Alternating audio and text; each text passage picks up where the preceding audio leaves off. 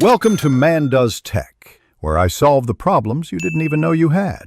In this video, I will explain how to study for IGCSE Business. Begin by thoroughly understanding your syllabus to know exactly what topics will be covered.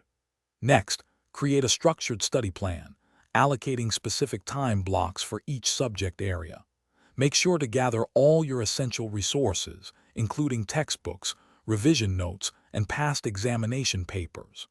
Reviewing past papers early helps you understand common question types and how marks are awarded, which is crucial for effective preparation. To master the content, break down complex topics into smaller, manageable sections. This significantly enhances retention. Create concise summary notes and flashcards for key definitions, terms, and processes. Don't just passively read. Actively test your knowledge using self-made quizzes or by explaining concepts aloud to someone else.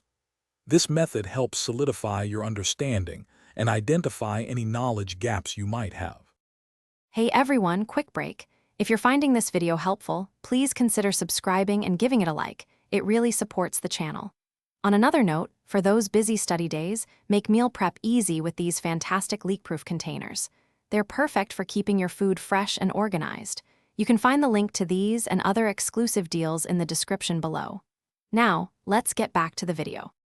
Acing your exam technique is vital. Familiarize yourself with the exam structure, including both Paper 1 and Paper 2 formats and their respective timings. Practice answering questions under timed conditions to improve your speed and accuracy.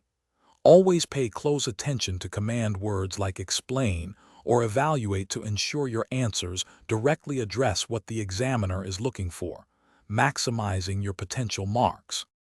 For effective revision, utilize visual study aids such as mind maps and flowcharts, especially for understanding complex business processes. Focus on applying business concepts to real-world scenarios and case studies, as this is often tested in exams.